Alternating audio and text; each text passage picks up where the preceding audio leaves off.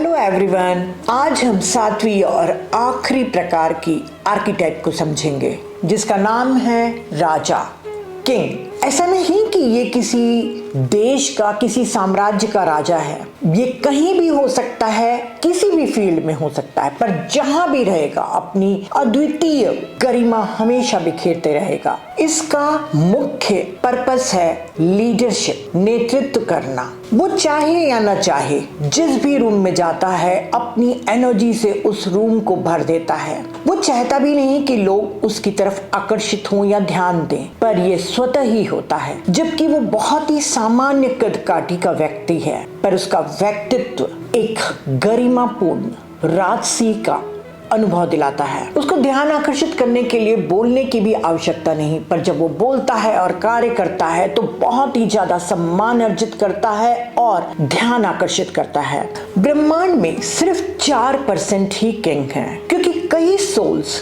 King बनकर आना ही नहीं चाहती। ये अपने ऊपर सबसे ज्यादा जिम्मेदारी एक ही जीवन काल में लेकर आता है। सभी आत्माएं अपने आत्मिक विकास के लिए पथ चुनती हैं, पर ये अपने विकास के साथ साथ सामाजिक दायित्व भी एक सामान्य व्यक्ति की अपेक्षा 3 गुना ज्यादा लेके आता है। इसीलिए इस पर हमेशा रिस्पॉन्सिबिलिटी का बर्डन होता है। यह जो बर्डन है वो ही उसे हमेशा ऑन ड्यूटी रखता है। वो हमेशा तेज गति से अपने कार्यों को पूरा करता जाता है। वह हमेशा लोगों की भीड़ से घिरा रहेगा। उसके पास उसके लिए समर्पित लोग, सलाहकार, साथी हमेशा मौजूद रहते हैं। उसे अच्छे दोस्त हर जन्म में मिलते हैं। वह लोगों को उनकी गरिमा की याद दिलाता है। अगर दुश्मनी भी करता है तो बहुत ही गरिमापूर्ण तरीके से करता है। जब वह प्रेमपूर्ण काम करता है तो वह आसपास के लोगों से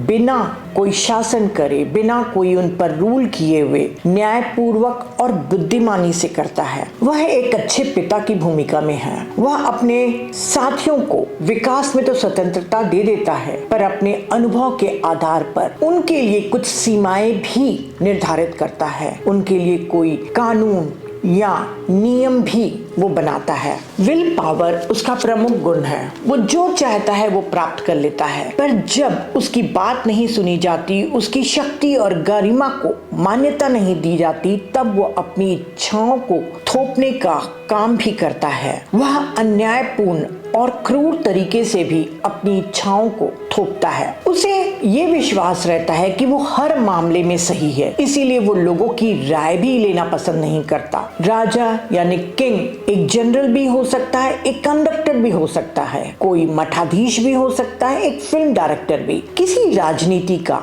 या पुलिस दल का प्रमुख भी होता है। ये उन पदों पर रहना पसंद करता है जहां पर रिपोर्ट करना या किसी भी चीज को पालन करना पसंद नहीं, क्योंकि इसका स्वभाव नेतृत्व करना है। तो ऐसे फील्ड जहां पर वो नेतृत्व कर रहा है, लीड कर रहा है, लोगों पर शासन कर रहा है, लोगों पर कंट्रोल कर रहा है, ऐसे फील्ड में ये काम करते हैं। जब किंग आर्किटाइप ओल्ड सोल के स्टेज में पहुंचती है तब मानवता के इतिहास में गहरी छाप छोड़ती है। बड़े ग्रुप्स को वो लीड कर सकती है, चाहे वो फिलॉसफी की हो, आध्यात्मिक हो या राजनीति की हो। यह अपने अस्तित्व के सभी जन्म काल से एकत्र किए गए अनुभव को लोगों को सिखाती है। प्रीस्ट जहां प्रेरणा देता है वहीं राजा नेतृत्व करता है। इसका खतरा हमेशा ये रहता है कि ये प्रथम और श्रेष्ठ होने की दौड़ में भागता रहता है। जीवन कोई दौड़ नहीं है। अपने ऊपर वो प्रेशर हद से ज्यादा लेता है, इसीलिए वो कभी कभी क्रोधित और नाराज भी रहता है। इसी कारण से उसकी विशेषता है अधीरता यानी इम्पेशंस, और उसके पीछे का डर है चूक जाने का डर, अवसर चूक जाने का डर, फियर ऑफ ओमिशन। चूंकि किंग अपने ऊपर बहुत सारी रिस्पॉन्सिबिलिटी लाता है तो उसको जीवन छोटा और निरंतर चुनाव करने का दबाव रहता है। ओवर एफिशिएंट और हैक्टिक बिहेवियर के कारण वो अपने आप को हमेशा जस्टिफाई करता है कि वो अधीर नहीं है, पर वो वेट करने या टाइम वेस्ट करने से नफरत करता है। वो सभी चीजें तुरंत करना चाहता है और चाहता है कि उसके साथ ही उसका काम पूरा जल्द से जल्द कर ले। उसकी डर के पीछे का कारण समय पूर्व मर जाने का है। उसे लगता है कि इस जीवन काल में जो उसने लक्ष्य निर्धारित करके आए हैं उसको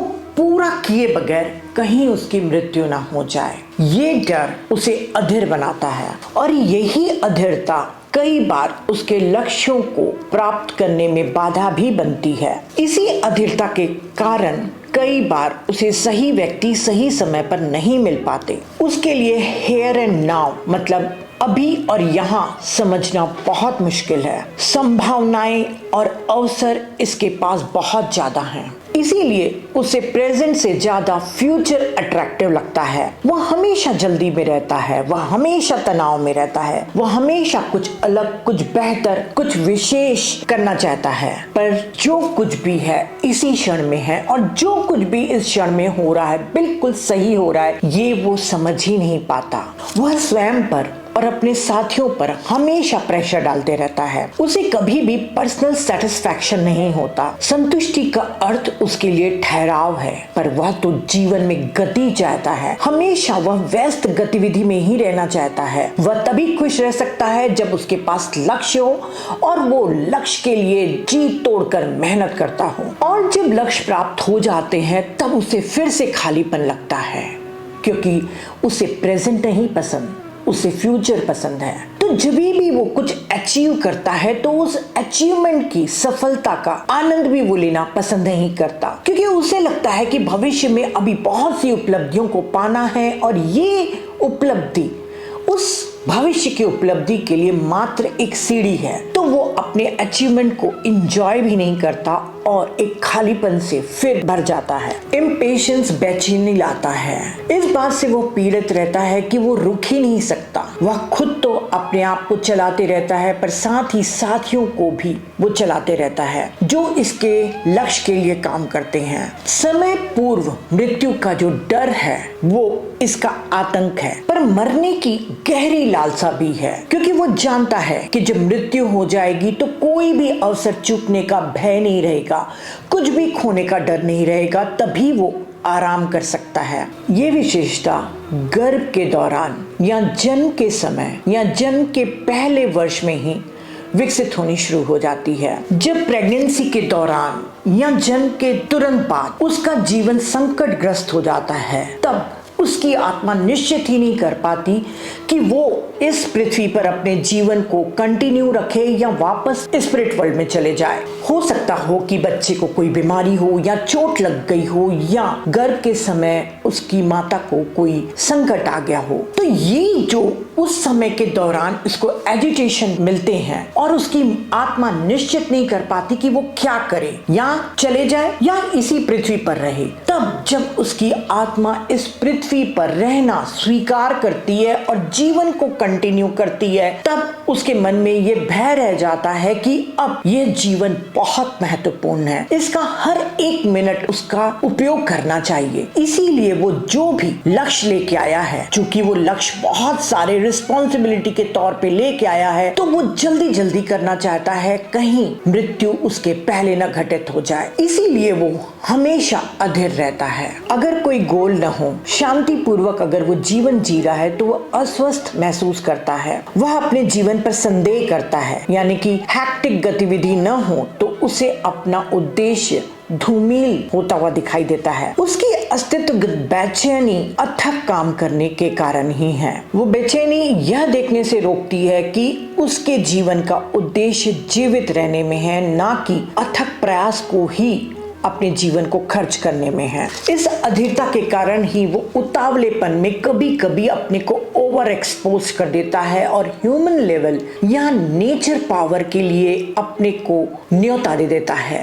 और जब ऐसे खतरे उसके सामने आते हैं तो उसे एक इंटेंस फीलिंग देते हैं कि वो जीवित है और वो जल्द ही अपने गोल तक के पहुंच जाएगा। अगर उसे अपने गोल्स को खोने का डर होता है तो वो अपने नेगेटिव पोल यानी कि इंटॉलरेंस की तरफ चला जाता है। वो अपने उन साथियों को जो कम कुशल हैं या धीरे धीरे काम कर रहे हैं उन सबको अपने टीम में से निकाल लेता है। जब वो इंटॉलरेंट नहीं है तब वो एक्साइटिंग, चार्मिंग, मोटिवेटेड, इंटरेस्टिंग और लविंग पर्सन रहता है। तब वो किसी वस्तु, प्रोजेक्ट या संरचना को, किसी भी कार्य को वो बहुत ही उत्कृष्ट तरीके से एग्जीक्यूट करता है। वो लीडर बनता है, प्रोजेक्ट लीडर बनता है, पर यदि उसे ये खतरा फिर से लगेगा कि उसका प्रोजेक्ट सही समय पर नहीं हो रहा है तो वो अपने साथियों पर हद से ज्यादा प्रेशर डालता है कि उसके इस लक्ष्य को, उसके प्रोजेक्ट को पूरा जल्द से जल्द किया जाए। वह तब बहुत ही डिमांडिंग और इंटॉलरेंट बन जाता है। अगर वो सुस्ती की तरफ चला जाता है तो 100 काम अलग अलग करने के बजाय वो पूरी तरीके से निष्क्रिय हो जाएगा। पूरा दिन टीवी देखेगा, सुबह जल्दी नहीं उठेगा और ना ही कोई भी निर्णय ले पाएगा। वो अपने निर्णय को टालता ही चला जाएगा। जो लोग उससे प्रेम करते हैं उसकी निरंतर ऊर्जा प्रकोप के अशांति और तनाव से महसूस करते रहते हैं, उनको अपने आप को क्षणिक विराम देना चाहिए। पर कभी भी यह नहीं सोचना चाहिए कि ये किंग उनके लिए नर्म, सॉफ्ट, काम और स्लो हो जाएगा।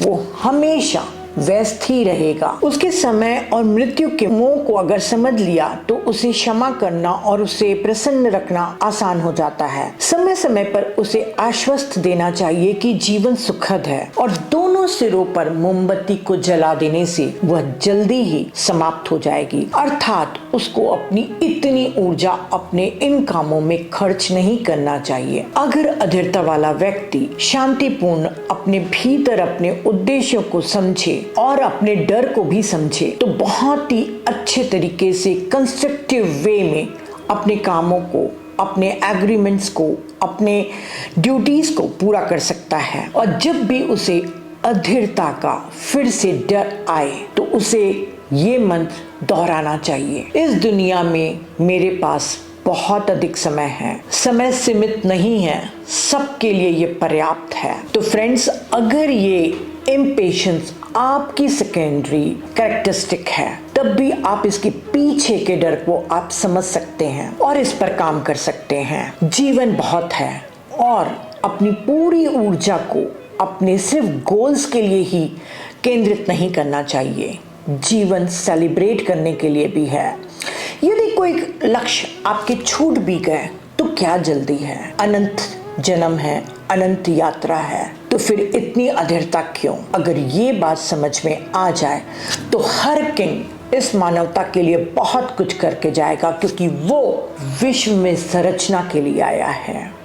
Thank you.